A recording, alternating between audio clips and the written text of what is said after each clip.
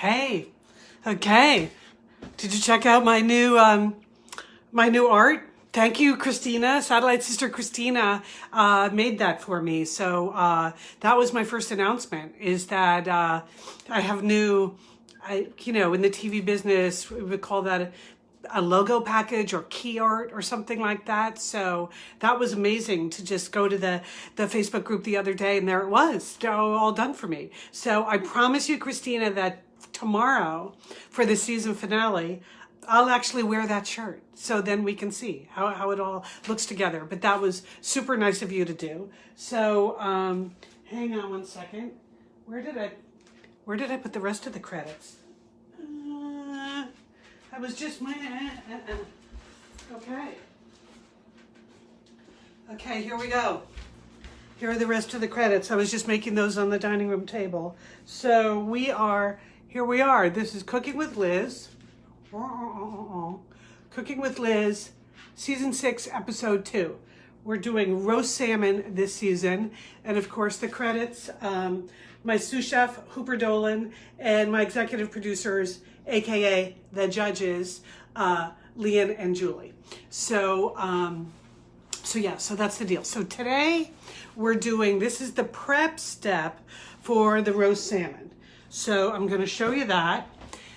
I have posted the recipe already here, but this looks delish. This is Lian's favorite roast salmon, and it's roast salmon with dill, which I like, capers, which you know I love, and horseradish, which tastes delicious. Okay, so here's what that's probably what that's going to look like tomorrow. It won't look like that today.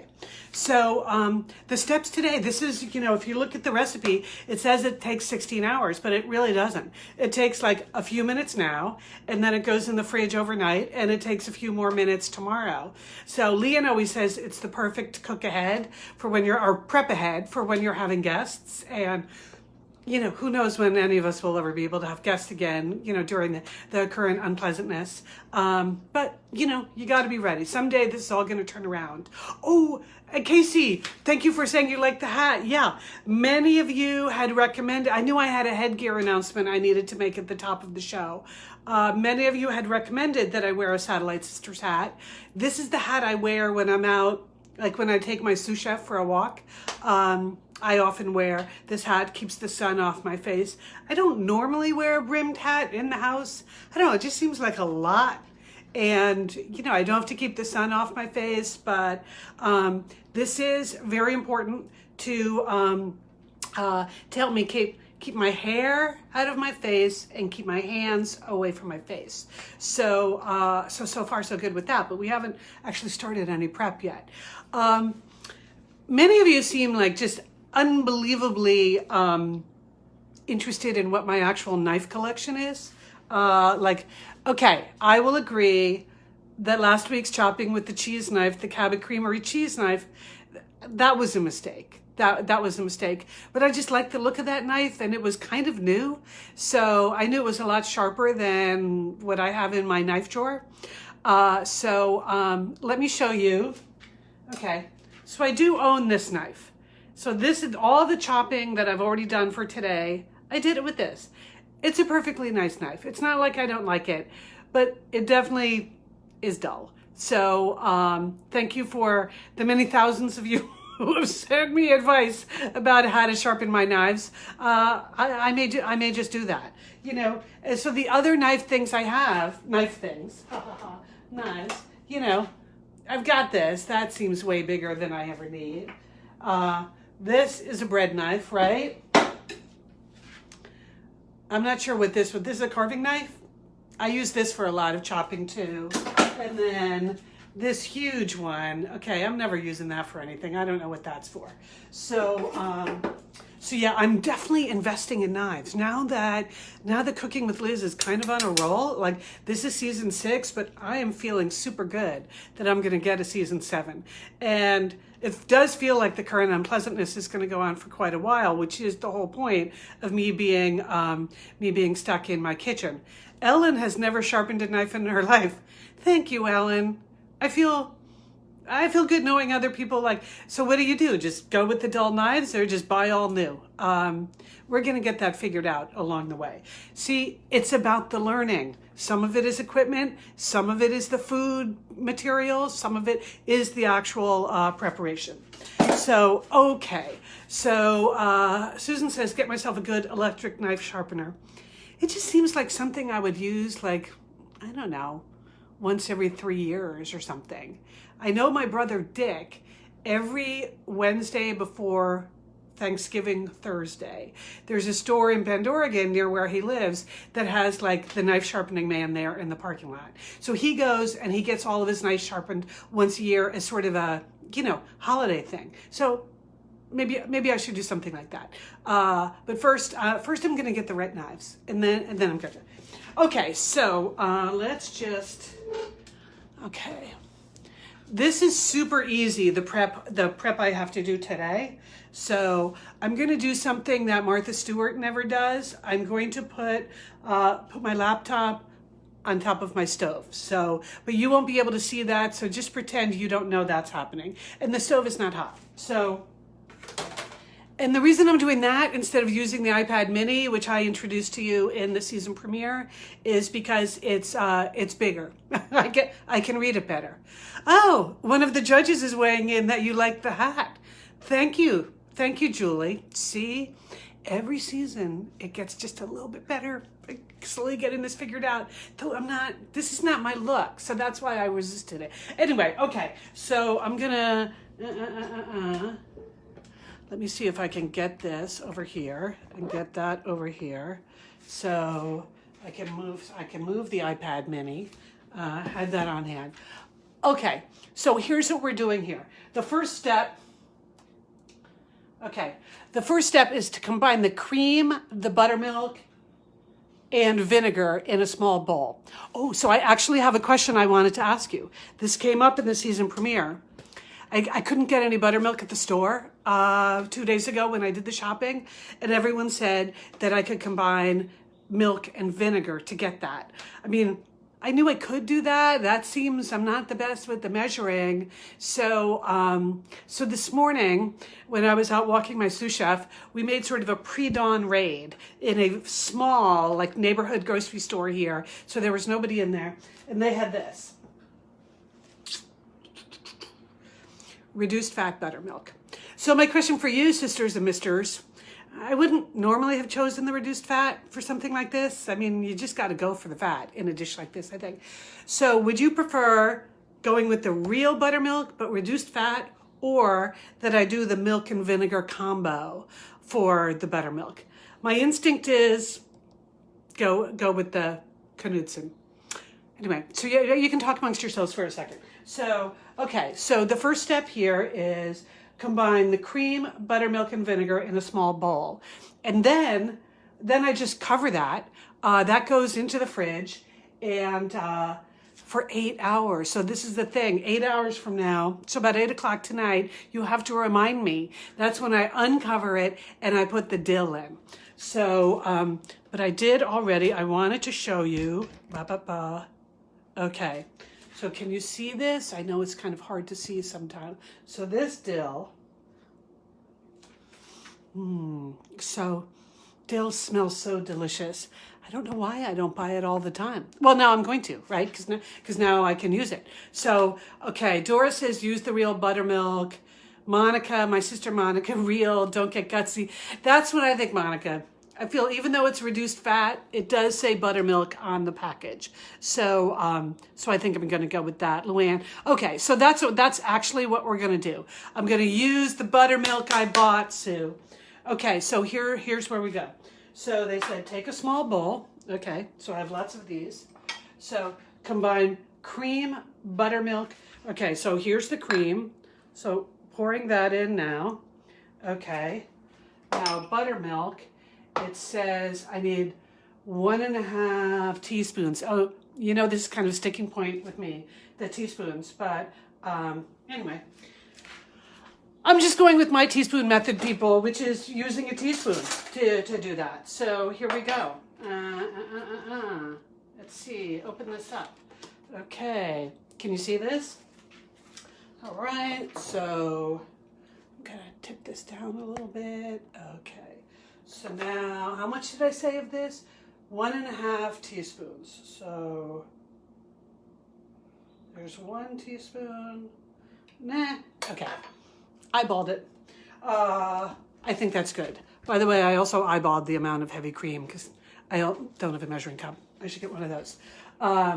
Okay, so that's cream, buttermilk, and vinegar. Oh, vinegar, that's right. I do have to add a little vinegar here, even though it's not, you know, making my own buttermilk. I bought some new white wine vinegar because I was out of that. So, let me see if my sous chef should have opened this before, but, you know, he's not that good with just the 4 paws. Okay, how much vinegar? 1 teaspoon. Okay, we're going back. We're eyeballing the teaspoon. Okay. Okay, and that's easy. So that's step 1. So now I just cover that up. Thank goodness at the last minute I realized I had none of this. So I got this at the store the other day. So I cover this. So I'm covering this up. And then it says, let it sit. Then in 8 hours, I need to stir in the dill. So what I'm going to do is I'm just taking this dill and I'm putting it right on top of here so that anytime I open the fridge, and you know, we're all opening the fridge a lot during the current unpleasantness. Like anytime you get bored, you're opening the fridge, right? Yeah, me too. So I'm going to put this in the fridge. Hang on.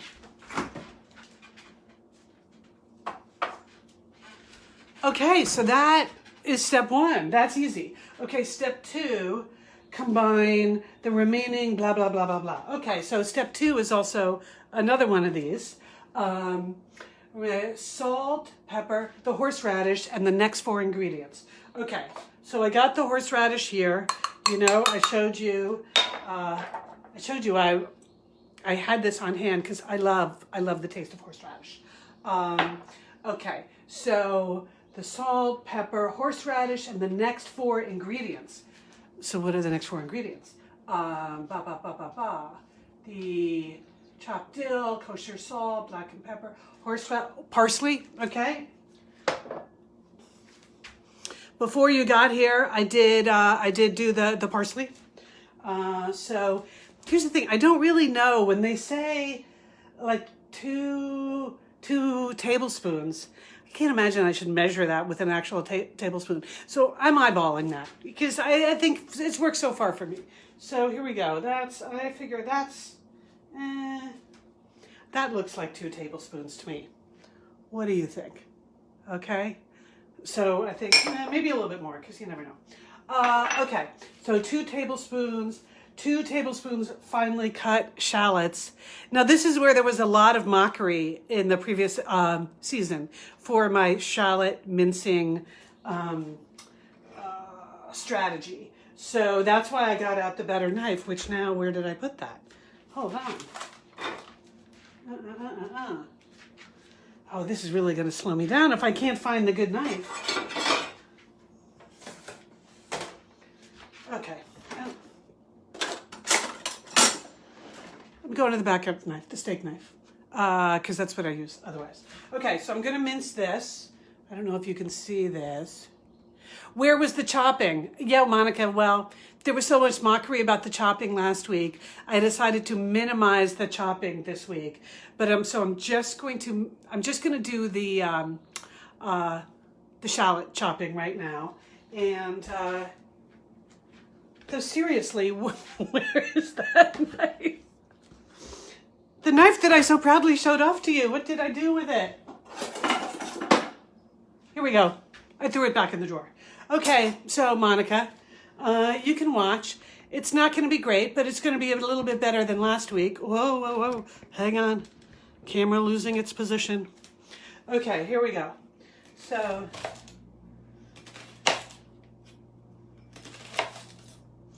slow but steady with the chopping this week. There's going to be no... Lian was worried about, you know, an ER visit last week. Nope. Okay, that goes there.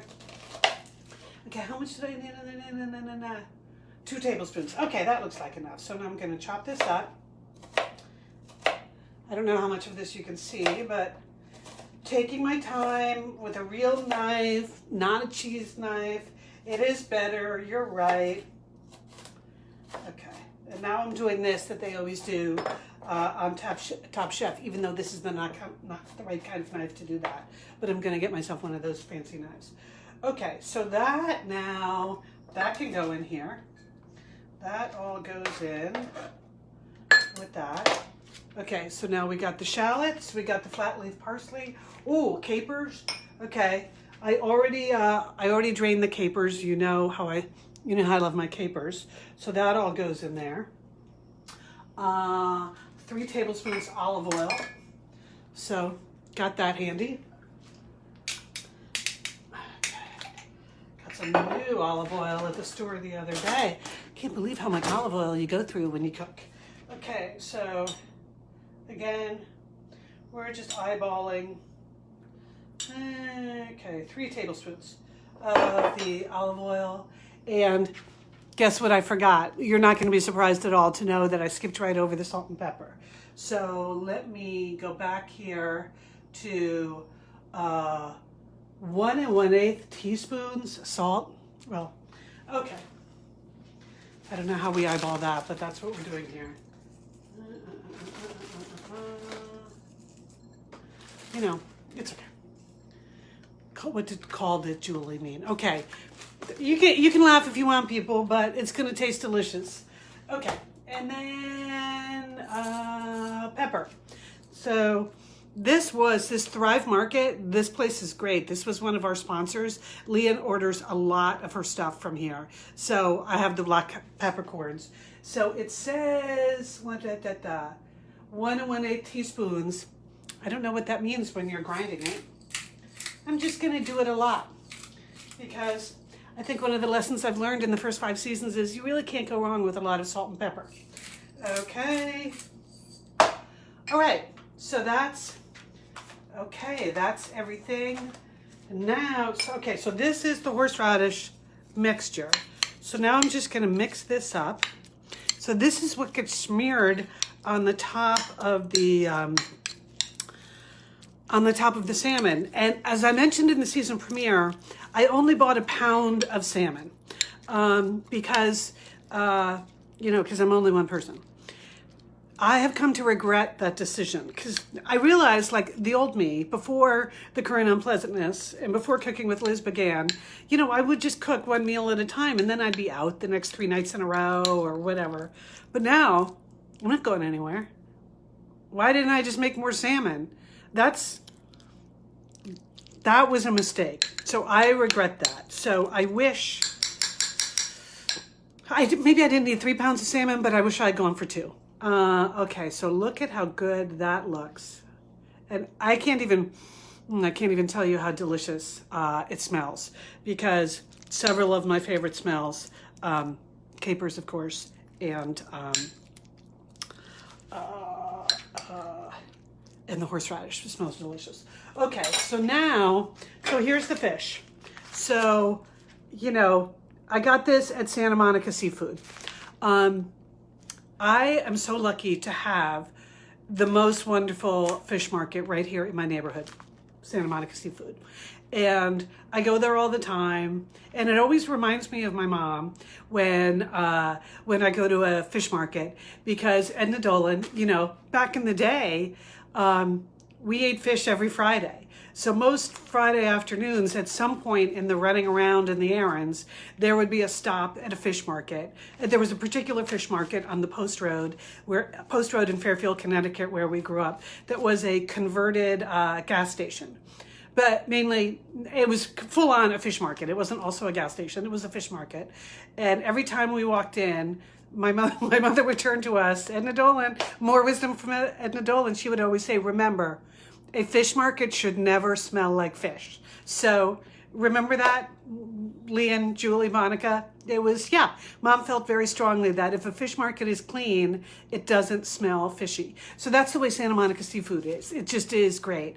And most of their business is wholesale business to all the restaurants in town, most of which are closed. So that's why I wanted to support Santa Monica Seafood. The one thing I will say, I bought farmed salmon, which I don't usually buy because I'm willing to spend the extra money for the wild salmon because I know it's healthier, but they didn't have any wild salmon. I'm sure it's hard. So here we go.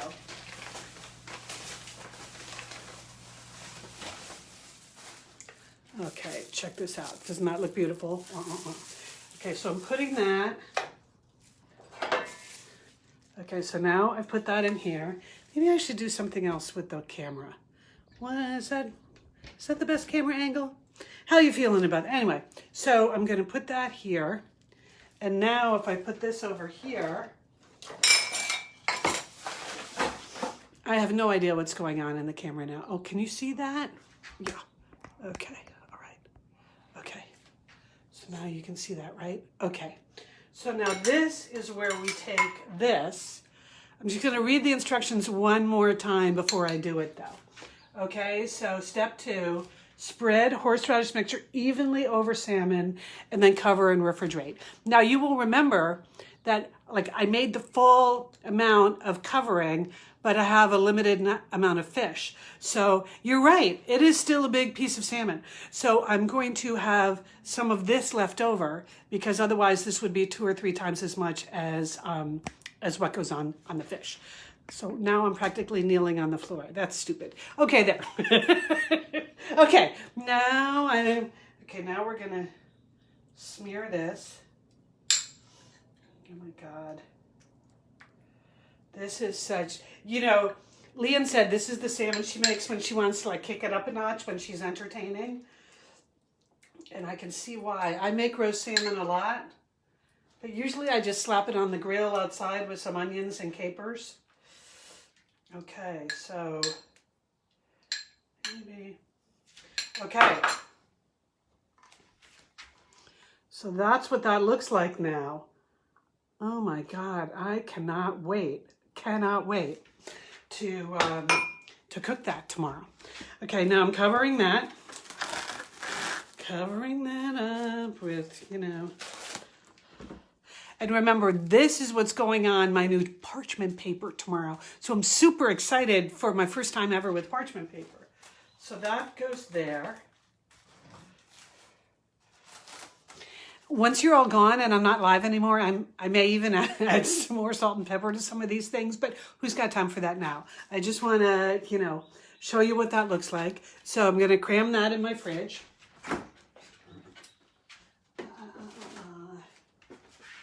Okay. Okay. Nailed the smearing. Thank you, Beth. Thank you. I feel like that's a good one. Doris wishes you had all those ingredients in your house right now. I know. Oh my God, I totally forgot to mention something. So in the season premiere, I was asked, am I doing a side dish? And I wasn't feeling that into a side dish because I just wanted to focus on my dish. I've been assigned this particular dish. So I was not asked to plate a meal. But this morning, you've all met Paula, my neighbor. She was at Liz's tasting window for the season finale for episode 5. And she also saved the day in season 1 when she had the flour for the bechamel. This morning, I'm in here just, reading the paper, drinking my coffee, knock, knock, knock at the door. I open it up. Paula's running away, but she has left me some washed greens. Remember, she mentioned in last week's finale that she goes to a place that's called like the Lady and the Larder, but she gets a farm box every week now. And so she shared some of her fresh greens with me from her farm box. So now I am super inspired. So I'll do something with the greens. Maybe just make a light vinaigrette. So I had one question about this for you, all of you. Don't tell the judges I'm asking. There's going to be dill sauce that goes on top of the fish, but I still have lots of extra dill. Can I also throw the dill, if I'm doing like just a little green salad, can I also throw some of the dill in there? Or is that too much? Do you have to just isolate the dill to one dish and do something different in the other dish? So because that's what I'm thinking. That dill is so delicious and fresh. So I'm just putting it out there. If you have a strong opinion on that, weigh in. I probably won't make the salad decision until till tomorrow morning because I do have some peppers and a few other things in my fridge. And I also, you know, I've always got like boxes of tabbouleh and things like that, but I'm thinking maybe just the fish and the, you know, fresh greens from California farms. So there you go. Let's see. Oh my God, we've been talking for a long time. What else? Was there anything else we needed to cover? Herb it up, Shona. So you think I should herb it up when I serve the salmon or herb it up also in the salad dressing? I don't know, but I know how Julie feels about herbing it up. Dill party. It's a dill party, Maggie. That's right. But Sue says it's an overdill. So I don't know. So it's just something for me to think about tonight. So at 8 o'clock, when I come back and I put the dill in the dill sauce, then maybe I'll make some decisions about the salad. But it's going to be very light, just because again, my main dish is my main thing, because that's what the judges will be paying the most attention to. And, you know, I just can't imagine how exciting it would be to get renewed for season 7. It would be very unexpected. Okay, so there you go. That's hello and goodbye.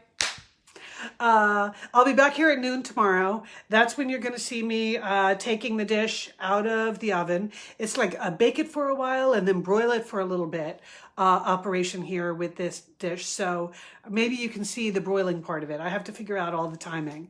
So there you go. Okay. Thank you so much for your support. I really appreciate the fact how encouraging everyone is being. Wow, Lian serves roasted potato salad with lemon, dill, parsley, along with the salmon. So Lian's a yes to more dill. Okay. All right. Okay. Well, again, I'm just focusing on my main dish. And then everything else is a lagniappe, right? As they say in New Orleans. So have a great day, everyone. I'll just be sitting here waiting for the timer to go off for me to put the dill in my sauce. And maybe I can train my sous chef to bark at the appropriate time when I'm supposed to do that. Thank you so much, and see you tomorrow at noon.